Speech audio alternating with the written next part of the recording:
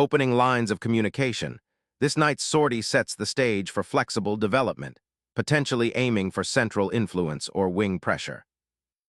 Instantly mirroring the knight's development, this response mirrors white's flexible approach, setting the stage for a symmetrical pawn structure or a dynamic central skirmish.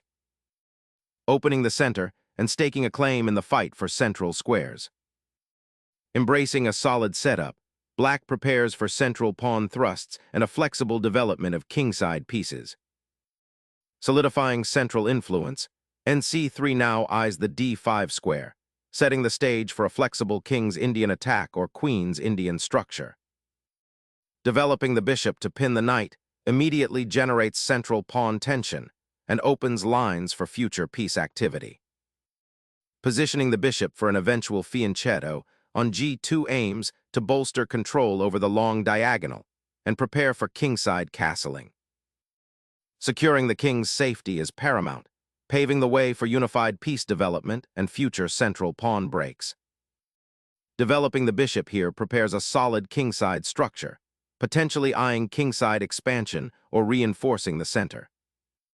Securing the queenside, black initiates a pawn chain to challenge white's central ambitions and potentially generate counterplay. Castling tucks your king away safely, a sensible precaution amidst black's assertive central pawn push, and readies the rooks for potential future action along the open files that may emerge from this sharp Sicilian setup. Developing the knight to c6 solidifies the central pawn structure, preparing for potential pawn pushes like d5 and bolstering the kingside defense by adding another defender to the e4 square. Challenging the center immediately with d4 opens up lines and forces black to make a decision about their pawn structure. This pawn thrust often leads to exciting positional maneuvering and potential pawn breaks.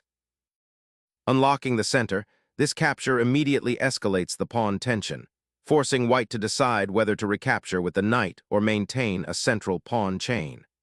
Black aims to disrupt white's harmonious piece development and potentially open lines for their own pieces. Reclaiming the center with the knight opens lines and pressures black's pawn structure, aiming to exploit the d6 square and potentially launch an attack down the open c or d files. The queen steps onto a central square, eyeing the d4 knight and subtly preparing to contest the open d-file. This maneuver, while seemingly simple, introduces a layer of positional pressure, potentially forcing the knight to retreat and opening up lines for black's own pieces. It's a quiet assertion of influence, a demonstration of black's desire to participate actively in the unfolding middle game. Repositioning the knight to c2 prepares to potentially contest the d4 square or even swing over to the queen side, adding flexibility while keeping the pawn structure intact. Sacrificing the bishop here is a bold choice, opting to break white's pawn structure and gain an open file for the rook, potentially disrupting their queenside development. Opening the b-file offers a path for your rook, but it creates a permanent weakness on c3. Watch out for black targeting this isolated pawn later. Instantly redeploying the rook to the open d-file solidifies central control and prepares for potential pressure against white's d2 pawn. Challenging black's seemingly passive queen placement, this bishop maneuver aims to disrupt the harmony of black's kingside pawn structure and potentially exploit the weakened diagonal towards the f7 square, creating immediate tactical possibilities and a shift in the game's tempo. Solidifying central control is the immediate goal as black reinforces the pawn on d6, preparing for potential pawn breaks or simply making it a more robust anchor in the face of white's bishop on a3. This action also subtly hints at future plans, perhaps involving a e5 push to contest the center or a maneuver of the queen to a more active square, all while ensuring the knight on c6 remains supported. Stepping onto the b1 square, the rook immediately pressures the queenside pawn chain, seeking to disrupt black's pawn structure and potentially exploit weaknesses that might arise from the doubled c-pawns. Asserting queenside presence becomes paramount for black as the rook now finds a more active posting on c7, eyeing the b-file where white's rook sits and potentially supporting a pawn push towards the center. This maneuver redirects the knight from a potentially vulnerable square to a more active and centralized outpost, aiming to exert influence over the d6 and e5 squares while supporting the eventual advance of the c-pawn. A pivotal exchange is initiated, simplifying the position while potentially opening up lines for white's rooks. Black surrenders the bishop pair, a concession that will necessitate careful maneuvering to compensate for the loss of control over the dark squares. The knights now stand on opposite wings, and the central pawn structure is irrevocably altered. Consider the long-term implications of this decision on piece activity and future pawn breaks. Opening the c-file with this capture immediately creates an unbalanced pawn structure, a key feature of this opening, and forces black to carefully consider their piece placement in the ensuing complex game. Accepting the pawn here creates a fascinating imbalance, granting you immediate material advantage, but potentially leaving your king's safety somewhat exposed due to the open lines. White will undoubtedly aim to exploit the doubled pawns on the queen side and the lingering weak squares around your monarch. The key will be to coordinate your pieces effectively, perhaps aiming to blockade the central pawn advance or develop a swift counterattack before white's positional advantages become insurmountable. Consider how your rooks can cooperate to control open files, and whether your queen can find a secure outpost to assist in defense or launch an offensive. This is not a passive position. Aggressive yet controlled play is required to navigate the complexities ahead. Redirecting attacking pressure towards the queen side, this maneuver aims to exploit the structural weakness created by black's recapturing pawn on c4, while simultaneously preparing to contest the open c-file.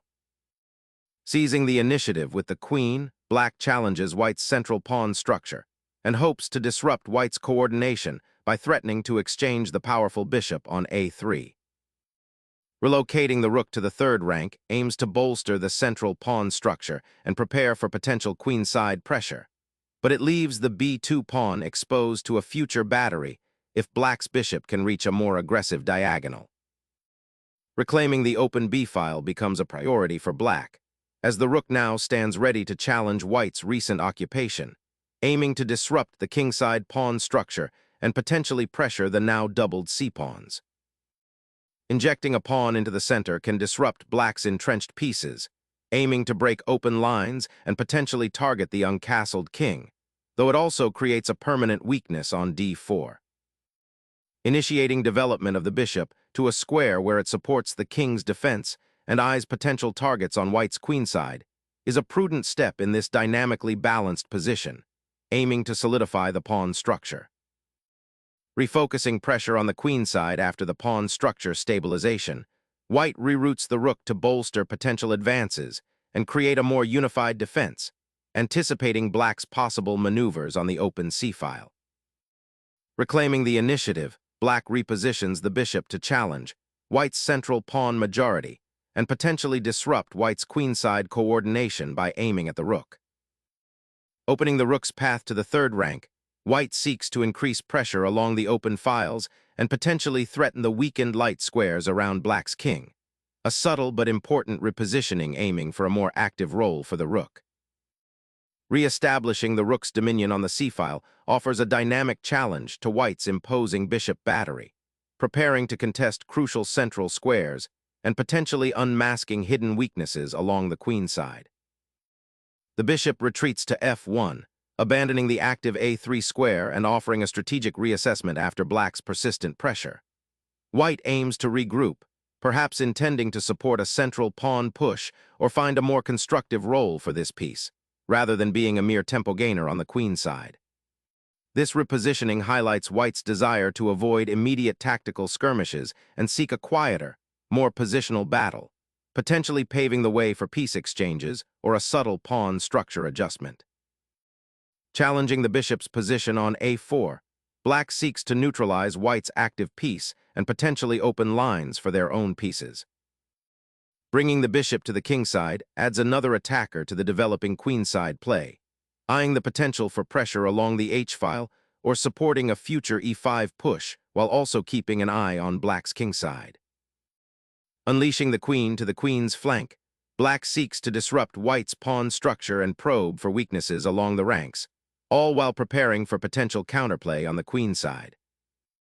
This pawn thrust seizes control of key central squares and injects immediate dynamism, threatening to unravel black's queenside pawn structure while simultaneously aiming to restrict the mobility of white's own pieces. A bold gambit to seize the initiative. The rook lunges into the heart of white's defenses, disrupting any lingering sense of comfort on the queenside and posing immediate questions about the safety of the king. Unleashing a powerful central pressure, white aims to disrupt black's defensive setup by bringing the queen into active play. This maneuver directly confronts the black rook on c2, forcing a decision and potentially creating tactical opportunities. It's a bold bid for initiative, seeking to exploit any potential overextension in black's position. The queen's relocation also prepares for further piece activation, potentially eyeing the kingside or supporting a central pawn push. White is looking to seize the initiative and impose their will on the game. Consider how this queen placement influences black's defensive options. Does it restrict their pieces or open up new lines of attack for white? The spatial balance is shifting. A bold gambit of pawns, injecting immediate chaos into a previously structured battlefield, and inviting a direct confrontation that will surely test the resilience of the queenside's structural integrity. Unleashing a dynamic pawn thrust, white injects immediate tension into the center, aiming to exploit the exposed black king and potentially open lines. This aggressive advance fundamentally alters the pawn's structure, creating a sharp dynamic that demands black's full attention. The pawn's forward march challenges black's pieces and forces immediate tactical considerations, potentially leading to an exchange or a concession of space. Black surrenders the d-file and central pawn majority, inviting a tactical skirmish around the isolated d-pawn. Unleashing a powerful attacking threat, white immediately probes black's defenses by targeting the king's immediate vicinity. This aggressive placement of the queen, supported by the bishop on h3, creates a dangerous battery aiming directly at the castled king, exploiting the awkward placement of black's rook on c2. The move also subtly pressures black to commit to a decision regarding their d4 pawn, potentially opening lines for white's pieces. It's a bold gambit that forces black to react decisively and could lead to rapid developments or unexpected tactical complications. The rook's relocation to the second rank creates a potent threat, directly challenging the advanced pawn and forcing white to confront the potential for immediate tactical complications along the e-file. Sacrificing the bishop opens a crucial diagonal for the queen and aims to disrupt black's pawn structure, potentially creating an outpost for the king or a weak point around the monarch. Sacrificing the exchange here opens the e-file for white's rook, creating a direct assault on black's king, and importantly, white's king remains surprisingly safe behind a solid pawn shield, ready to weather any immediate storm. The bishop now repositions to a more passive square, relinquishing its attacking potential along the long diagonal and allowing black's rook to solidify its presence on the first rank after the exchange. The rook sacrifice seizes the initiative, tearing open white's king position and forcing a desperate scramble. A desperate attempt to rearrange the shattered defenses, sacrificing the rook to delay an inevitable checkmate, while simultaneously abandoning the critical central squares and further exposing the already vulnerable monarch. Unleashing a desperate gambit, black throws the kitchen sink at the exposed white monarch, aiming to disrupt the already precarious defensive setup and force a tactical melee, hoping the chaos masks the positional disadvantages accumulated earlier in the game. A desperate attempt to escape a relentless mating net, pushing the king into the relative safety of the third rank, hoping to outrun the storm of black pieces. Delving into the king's defenses reveals a critical oversight. This check, while forcing, exposes the monarch to further danger on the adjacent open file, begging the question of how quickly the remaining pieces can provide adequate support before the pressure becomes unbearable. The king's exposed position is the undeniable focal point, presenting a stark contrast to the otherwise developed pieces on the board. Consolidating the pawn structure and preparing to defend the monarch, this maneuver aims to reinforce the kingside against the looming threats now that white's advanced pawns have created a rather precarious situation for the black king, though it does give up some central space. Unleashing a surprising discovered check might seem tempting, But the immediate danger to white's own king from the bishop on h3 and the rook on g1, coupled with the rampant pawn on g6, demands absolute vigilance. Instead, the queen repositions to threaten the pawn on e5, attempting to alleviate pressure and potentially open lines for counterplay, a subtle shift from overt aggression to positional maneuvering. A desperate attempt to disrupt the enemy's powerful central advance and force an immediate reckoning with the king. The rook's repositioning to the f-file aims to exploit the potentially exposed enemy king, creating immediate threats of mate. A desperate yet potentially brilliant sacrifice to disrupt the enemy monarch's newfound security. By eliminating the attacking queen, black hopes to open lines and create chaos around white's king, hoping the passed pawns can become a decisive factor. It's a gamble, sacrificing material for initiative, and the success hinges entirely on white's ability to navigate the ensuing tactical storm. The king, having just escaped danger, is now thrust back into the spotlight, and any misstep could prove fatal. This pawn push on the d-file, followed by this queen exchange, fundamentally alters the character of the game, pushing it towards a sharp, tactical battle where precision will be paramount. The white queen's recapture decisively ends a furious exchange, bringing immense relief and simplifying the board into a position where white holds a significant material advantage after the preceding chaotic sequence. A desperate lunge aiming to exploit the exposed monarch, but a precarious gambit given the lack of supporting pieces and the opponent's well-situated rook on the back rank. The pawn's advance aims to disrupt the delicate balance of black's kingside attack, creating a desperate attempt to gain space and potentially complicate matters for the exposed monarch. Reinforcing the king's shelter, this pawn advances to solidify its position against the immediate threats and prepare for potential counterplay down the kingside. The king's exposed position on the third rank now becomes a serious liability, with black's rook poised to infiltrate and exploit the weakened g-file after the inevitable pawn advance. A desperate attempt to create counterplay, pushing the g-pawn to break white's coordinated pieces, though it unfortunately opens the king further to the bishop's diagonal. Unleashing the queen from its besieged position now creates immediate threats against the black king, a vital shift from the previous defensive posture. A bold gamble offering a pawn, aiming to shatter white's defensive setup with the now passed d-pawn. Sacrificing the queen to break the immediate mating net is a desperate but necessary gambit when cornered. The rook now occupies a remarkably active square, aiming to exploit the exposed white king and the weakened kingside pawn structure created by white's aggressive pawn pushes. Reinforcing the central pawn chain with f3 now aims to solidify the structure and create a more robust defense around the king, while also preparing potential pawn advances later in the game, potentially on the kingside. Grasping for the initiative, black repositions the bishop to a more active diagonal, eyeing the weakened kingside and preparing to exploit the open files should white's queen retreat further. But this maneuver risks neglecting the vulnerable d-pawn.